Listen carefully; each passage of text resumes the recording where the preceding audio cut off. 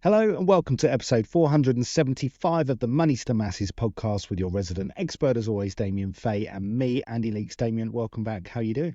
Well, I'm very excited this week, Andy. I'm always quite excitable, to be honest, but this week we have launched the form in our Facebook group, which allows listeners to join the list of people to potentially help us with our new project. Now, I can't give away too many details, but it is a new app that we are launching for people who are Money to Masses followers. Ultimately, it's going to be one that's going to go out into the public domain, hopefully at the beginning of next year. So what we're doing now, we need you as our community to help us test the app. So you're going to sit there and try and break it, give us feedback on what you love about it. I think if you go and look at it, you're going to be very intrigued into what it does, because I'm going to give you a hint. It doesn't just give you information from the Money to the Masses website. This is something completely different. So do go and make sure that you sign up, put your name down. What we're going to do is pick a short list of people to help us. Those people will get a Money to the Masses mug for doing so. And the reason we have to pick a short list from the obviously large number of people that are going to hopefully put their name down is that we have to pick people who've got a range of phones and types of software that their phones use, because then that actually helps us when it comes to testing. So please do make sure you do that. We will be then sending out links to people so they can download the app directly to their phone, and they could be part of something incredibly exciting. I'd go as far to say it's the most exciting thing we've done in the 14 plus years that Money to Masses has been in existence. Yeah, and so Damien, I'll put a link to that community group post that we put out there in the notes of this podcast. So if you're not already a member, make sure you do become a member. It's facebook.com/groups/Money to the Masses to get involved. Okay, so let's get on with what we've got coming up on this week's show. Damien, 3 pieces as usual.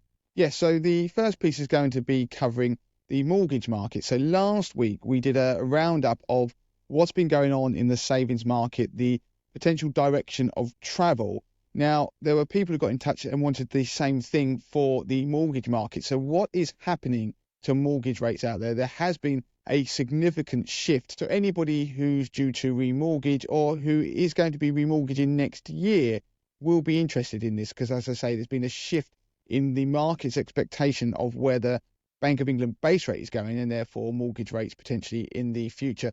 The other piece on the podcast I'll be doing is in regard to fractional shares. So there's been some exciting news on fractional shares that I think will mean that more people will start to invest in them. So what I want to do is talk about fractional shares very briefly. We've covered it once before on the podcast, but there are more platforms now that you can use to invest in fractional shares. So I want to quickly run through that. And the other piece on the podcast, Andy, you're going to be doing is in relation to pension tracing. Yeah, and so we've talked about pension consolidation before on the podcast many times, actually, but the actual process of tracking down your pensions, there are services out there that can help you to do that. So we'll be talking briefly over the top companies out there that are offering that and how much it costs and what to look out for. And again, there's been a big change in that part of the market. There's been a range of new services in recent years that have launched to help people track their pensions. So I'm going to go straight into the mortgage piece on the podcast. Now, this week there was a Bank of England rate decision, and the decision by the Monetary Policy Committee was to keep the base rate on hold at 5%.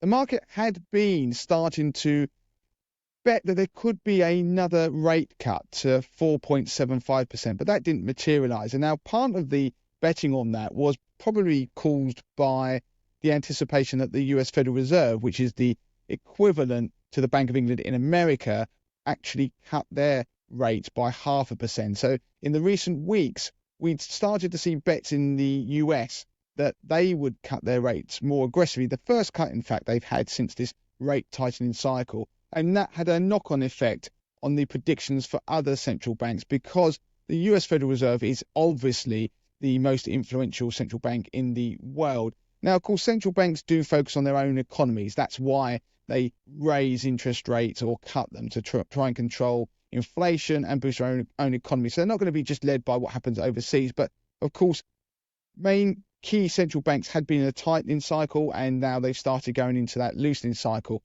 And because of that, we've seen some major moves in mortgage markets of late. And while there have been plenty of newspaper articles claiming that mortgage rates were falling, it was always based upon one or two lenders. And made to the masses, we don't want to keep just talking about sort of tiny incremental changes. We were waiting to see some real significant moves in the mortgage market. Now, after the Bank of England cut the base rate in August 2024, then we did see some significant moves in the mortgage market. Now, some of that had been priced in terms of the base rate cut. And up to that base rate cut and just after, we did see some movement in the mortgage market. But as we started to approach September's meeting, although they didn't change the base rate, the market has started to price in much more rapid base rate cuts in the future than they had previously been doing. And that then has filtered into the mortgage market. So what I want to do is, first of all, focus on the predictions of where the base rate will be in the future, because the base rate does influence mortgage rates. Now, there are other factors that go into the rate that you get on a mortgage. But if we're looking at the headline rates and we're just focused on the Bank of England base rate, that is one of the biggest contributing factors. And if you're watching this on a video, so for example on YouTube, you will see on screen in a second, I'm going to pull up a chart that you can see the changes in the predictions in recent months and see just how much the market is thinking that the Bank of England base rate is going to be cut more quickly than previously thought, which is obviously going to be hopefully good news for mortgage borrowers. Now, we will put a link to the image in the show notes and on the Money to Message website. If you look at it on there, you will see the image in the post for this particular show. But what I'm going to do is pull up on screen now and talk through the image. It will still work on the podcast. So the image shows three lines of where the Bank of England base rate was predicted to be. Now, if you go back to July 2023, the Bank of England base rate at this point was predicted to be about 6.25% towards 6.5%. And obviously, those predictions changed. So a lot of that was all because of what happened after that Liz Truss mini budget that caused absolute chaos in the UK mortgage market. Now, fast forward to August this year, we're at the point where inflation was under control. It was back towards that 2% inflation target that the Bank of England has. And on the image that people can see, there's a purple line that shows just where the market predicted that the Bank of England base rate would be in the near future. So they were predicting that we would see the Bank of England base rate go below 5% as we headed into 2025. But throughout 2025, it would be really above the 4% mark. It wasn't till the back end of that year that we'd get towards get below 4%, I should say. And then ultimately it would probably settle towards about 3.3% as we were going through 2026, and then it would stay there until 2029. Now, in recent weeks, that has changed significantly. So the market is now predicting we are going to get another Bank of England base rate cut in November. That is when the Bank of England is next going to meet. And as we move towards the end of the year, they're predicting that the base rate will go below that 5% level and be around about 4.38% in January 2025. Now, the reason I say 4.38% is because it's based off overnight swap rate. So that's the rate that's calculated from those. So you're unlikely to see the base rate actually at 4.38% because they tend to move in increments of 0.25%.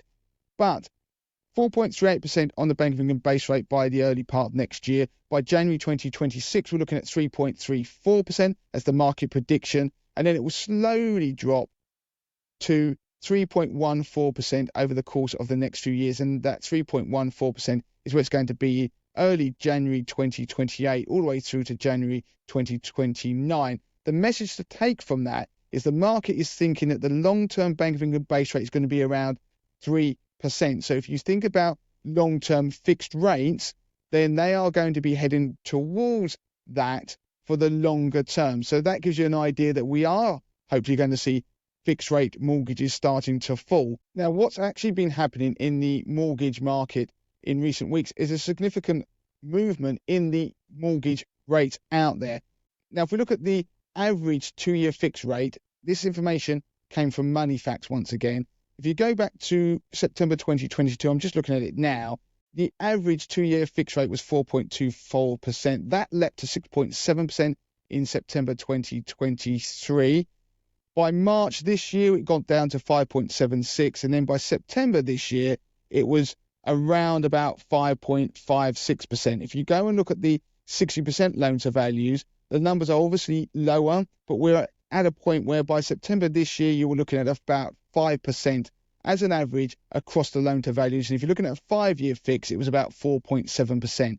The best rates were much lower than that. So by the time we had the rate cut in August and we got to about a couple of weeks ago, the best 2-year fix, if you had a 60% loan to value, we're looking at around about 4.2% interest on that mortgage. Now, you've got to take into account lenders' fees and all those things. It's not just the rate you've got to look at, but it's giving people an idea.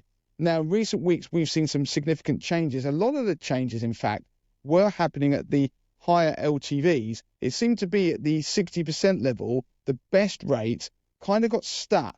Now we've just seen in the last week the first sub 4% 2-year fix for 60% loan to value. So they are the people with the largest amount of equity in their homes. You can now get sub 4%, which is significant. I know that's still a lot higher than you would have got, say, 2021 before we had the rate hikes and obviously after the chaos that was caused by Liz Truss's mini budget, but we are on the way down. So you can see that the market is already going into the 3% levels, high 3% levels for 2-year fixes, and obviously 5-year fixes are already lower than that. So I'm going to run through what the best rates are at the moment.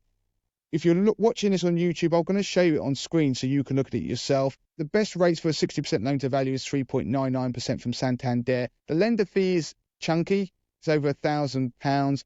If you've got an 80% loan to value, TSB, it's 4.44%, and 90% loan to value, you're looking at 4.99%. So that is still towards that 5% level.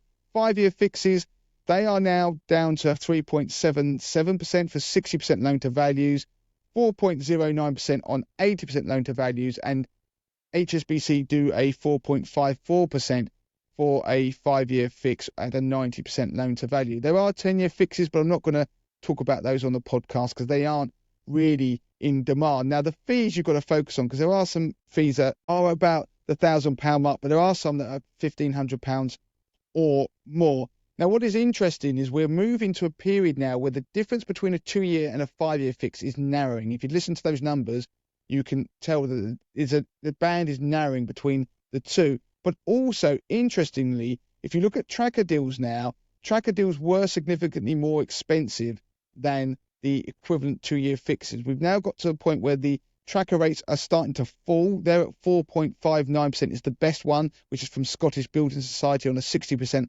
loan to value. So you can see there's about half a percentage point difference.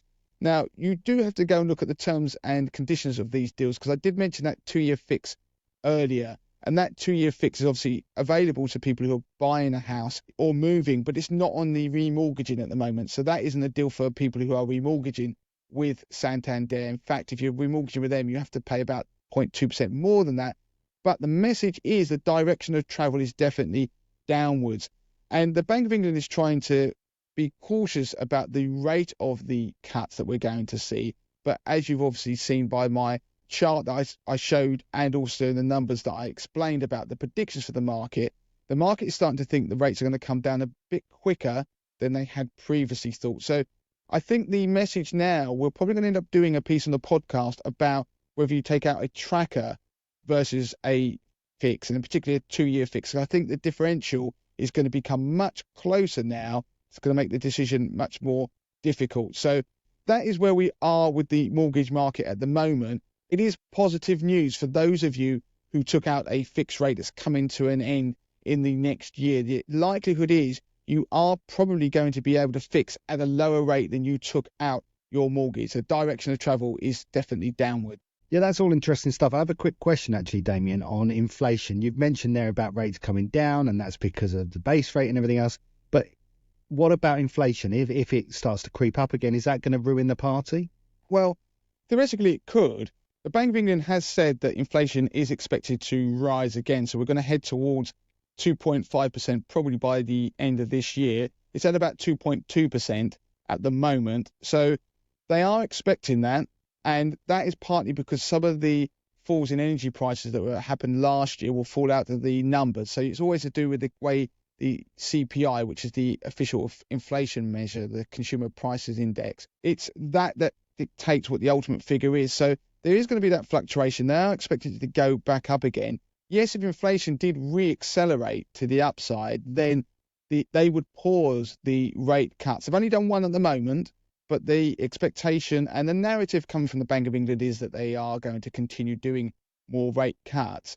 But it could pause, and obviously if inflation suddenly accelerated higher, then they would be forced to start raising rates, which would have a knock-on impact on the mortgage markets. As soon as rates go up, or it could be yields go up on gilts, for example, those sorts of things can start to trigger the panic in mortgage markets that we saw before. So it is something to bear in mind, and that's why there will still be a demand for people who want to fix, because even though you can get on a tracker rate, hope rates will go down, there'll be people who will probably feel a bit more of a sigh of relief by being able to fix again at a slightly lower rate than they were fixing at previously after what happened with rates spiking following the Liz Truss mini budget. So it's a good question, Andy. And obviously the other thing you've got to bear in mind is about the economy. So if we have the economy start to heat up, then that can also slow down rate cuts. But equally, if we go into a recession, then it could speed up the rate of cuts from the Bank of England.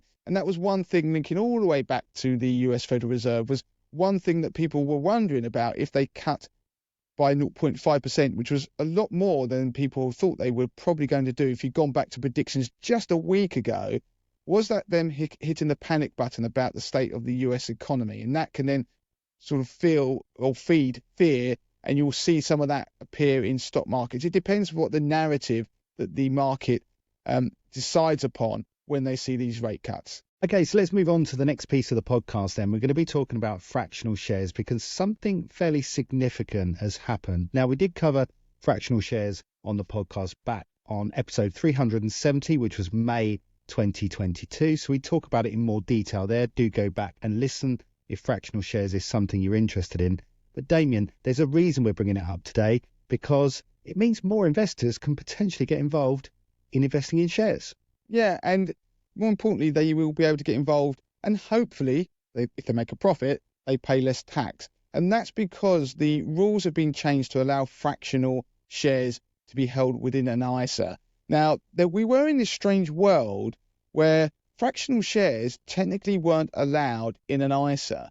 And that is despite a number of platforms actually allowing people to hold them within an ISA. It was this grey area where we had platforms come to the UK that offered fractional shares, and they were allowing them to be held within an ISA. But then when people looked at the rules, that was actually not allowed. And there was this huge issue going back and forth between the platforms and the HMRC, what we're going to do about these people who had these fractional shares in ISAs. And ultimately, what they've decided is to allow them. Now, let's go back one step for those people who are sitting there thinking, what are fractional shares? Now, if you buy a share in a company, then what will normally happen traditionally with a platform of your choice is that you will have to have the money that equates to the value of the share that you want to buy. So if you want to buy a share and the share price is $200, then you need the equivalent of $200. Now, you are going to have money to cover any FX fees and also any transaction fees to buy and sell those shares. But let's park that for 1 second.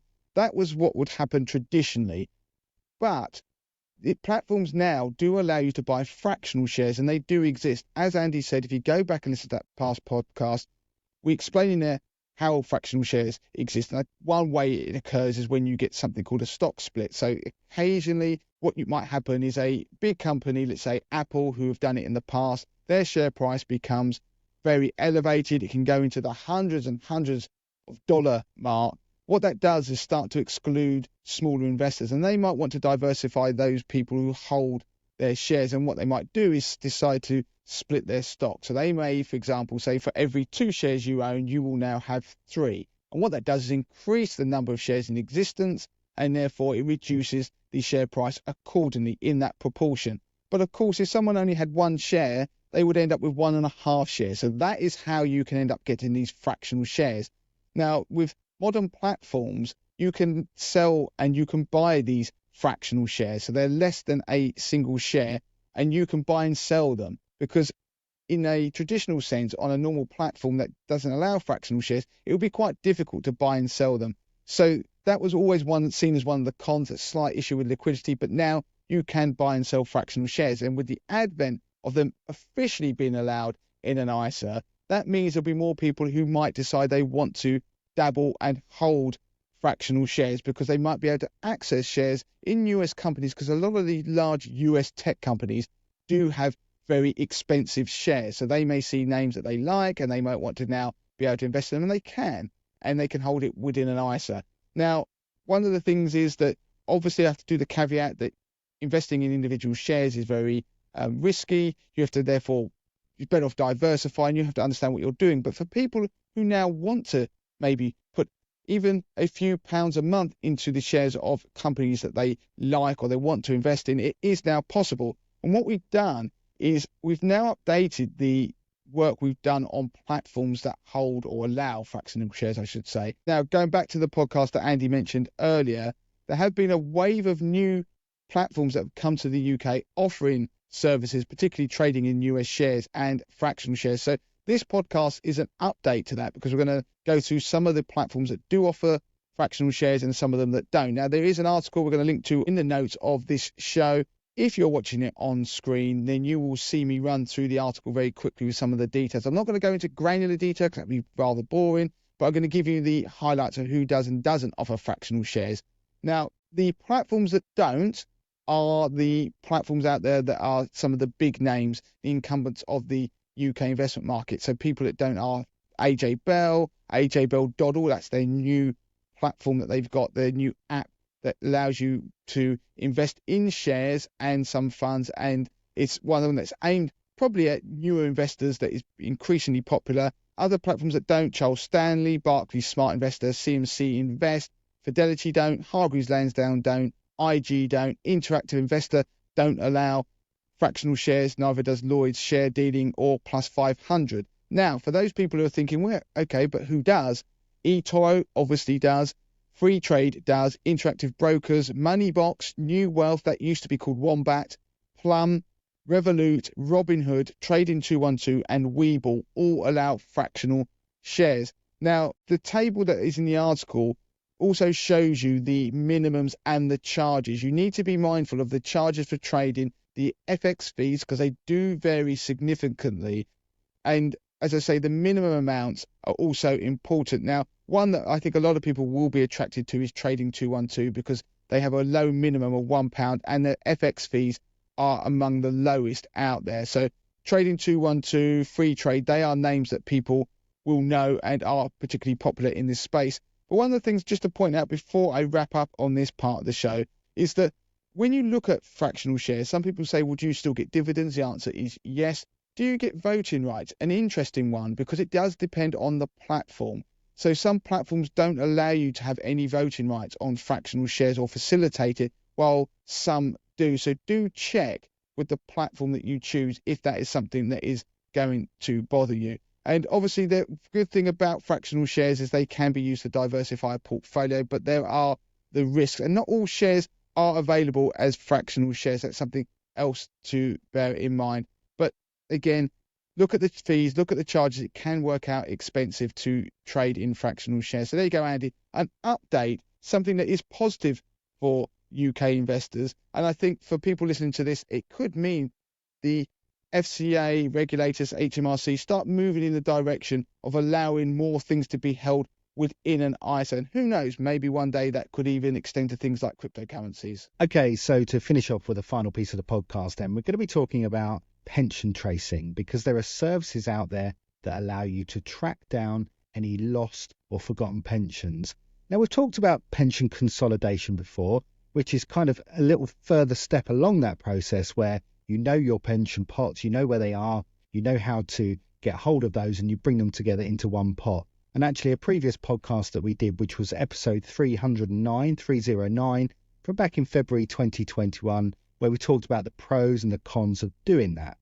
But let's look then at pension tracing, pension tracking, because there are people out there, myself included, that have worked in different jobs and have contributed to many different pensions along the way.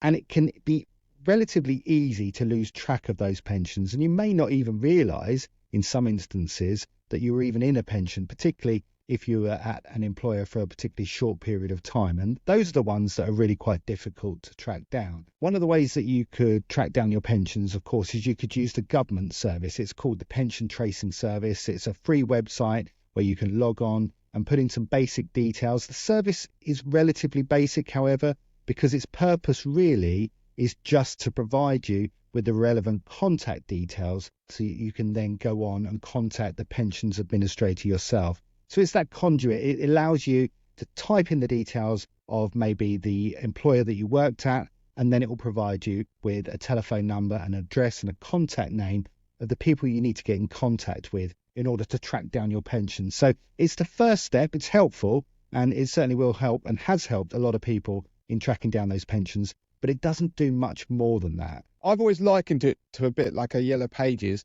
So you have worked somewhere, you might know the company, or you've got some details about a defined contribution pension you might have, and then it gives you contact details so you can then go and contact those people to find out about any pensions that you have. So that is its main use, and that's what it's good at, but you still then got to do a lot of the legwork from that point on. And actually, when we started the podcast, more than 10 years ago now, that was the only way you could really do that, because it came about in about 2016, I think it was. So the Pension Tracing Service was a government service that's free, and that was the way that was always suggested. But as Andy's going to go on to explain, there have now been a wave of private companies and some of the robo-advice propositions out there that we talk about from time to time on the podcast that now actually do this and will consolidate your pension at the same time. Yeah, and you mentioned there, Damien, about defined contribution. Just to make that point from the very start of this piece, we are talking about defined contribution pensions, DC pensions.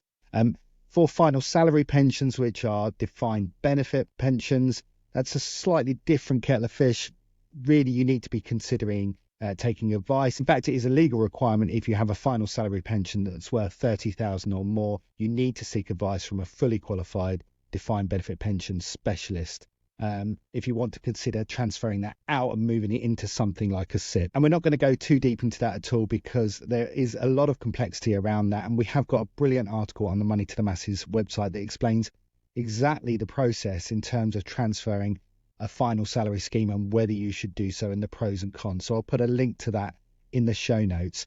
So briefly then, what is a pension tracing service? What is it that it does? Ultimately, it will help you locate any pension schemes that you may have contributed to in the past and either lost track of or forgotten of, or quite frankly, can't be bothered to follow up on, because this is what the services do on your behalf. You'll need to provide some basic information.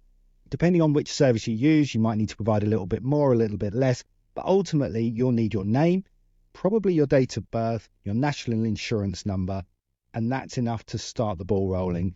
In order to then help them out and try and get them to locate the information that you need, you ultimately need to give them as much information as you can remember. So if you've got old private pensions, hopefully you'll remember the name and roughly the dates of when you took out those pensions. If it's an employer pension, again, the employer name, and again, the rough dates that you worked there. That'll be something. In fact, that'll probably be enough for them to go out there and find the information that they need.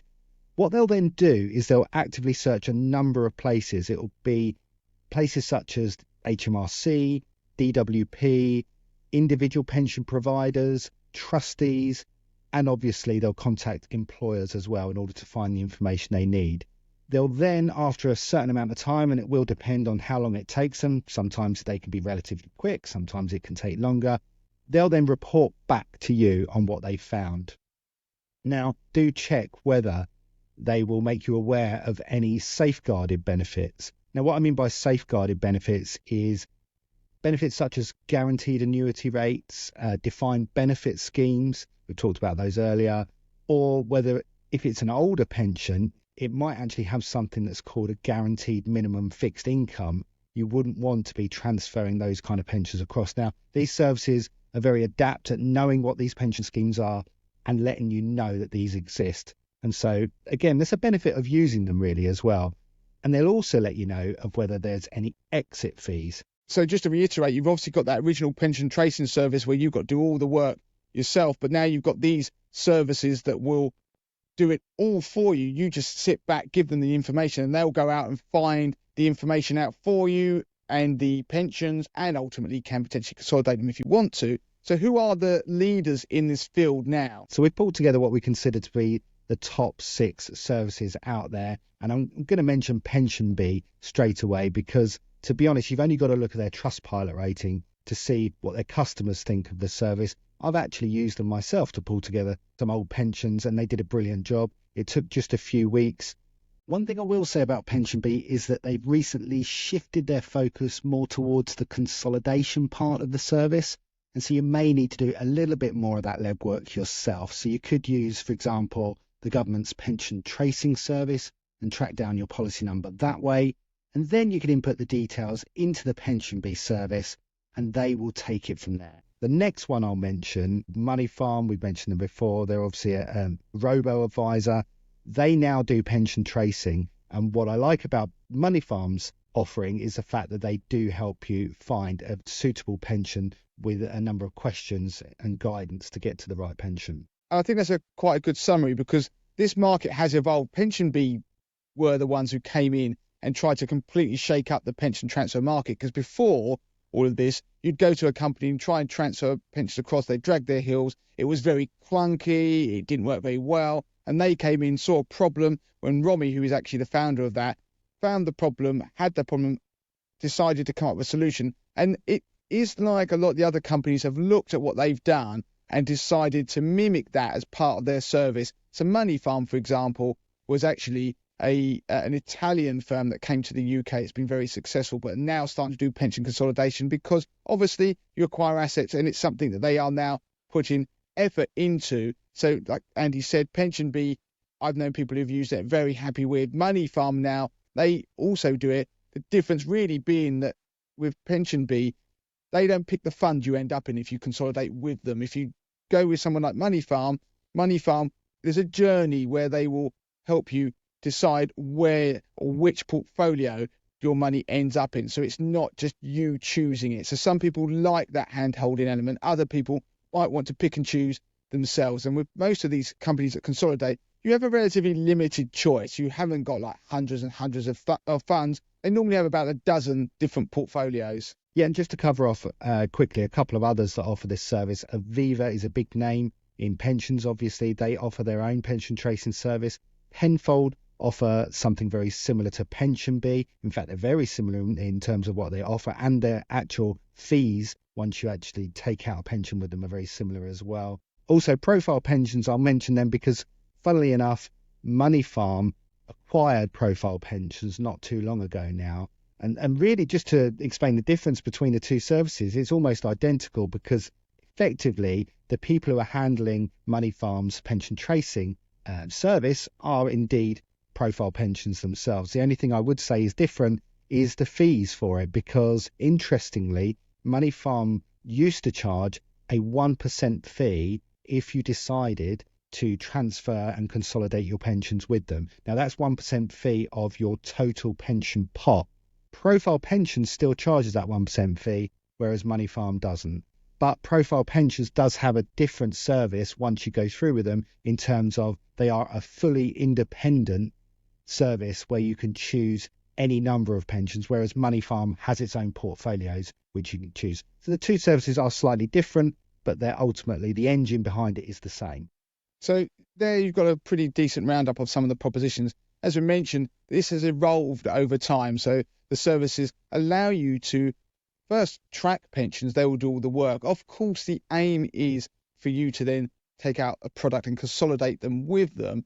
But with nearly, I think, all of these providers now, you could, in theory, consolidate and then subsequently move out charge to another pension. They've done all the work for you, and then you moved it on. You've got to question your own ethics if that's what you want to do. But the reality is, it's never been easier to consolidate pensions and go and look and trace them. Obviously, the one thing that I would say is that go and seek financial advice if you are at all unsure about pensions. You've got information about pensions, defined benefits or defined contribution pensions. Go and see a financial advisor. You can get a pension review. We actually have got links to be able to, for you to be able to claim a free pension review So we'll put that in the show notes as well, because for some people, they might be more preferable to meet somebody face to face and get financial advice. You will, of course, have to pay for that financial advice ultimately if you want them to give you advice and consolidate those into, it will be a wider, maybe SIP, for example, but the initial review will be free to go and talk to them. So that might be something for people to look at, and we'll put links to that in the show notes. So the world has moved on. Don't ignore your pensions, those old forgotten pots. There are ways that you can sort that admin headache that you've been pushing to one side for probably far too long. So that is it for this week on the podcast. As ever, do leave us a 5-star review. Don't forget, go to the Facebook group. We mentioned the link earlier in the show. If you want to try and help us with the app, that is going to be something that's very exciting. You'll be the first people to see it outside of Money to the Masses Towers, and you'll also get a Money to the Masses mug if you've been successfully chosen and you help us. As ever, follow us on all our socials. Do subscribe to our channel, and I thank all those people who do go and like and subscribe and interact with everything that we do, whether it be on Spotify, if it's a poll, or whether it's a piece of video content on YouTube. We're always putting out content on YouTube that doesn't make it to the show, for example. So do go on there, like it, comment, etc., etc. And those 5-star reviews are always appreciated. So Andy, all that's left for us to do is to say until next time. Until next time.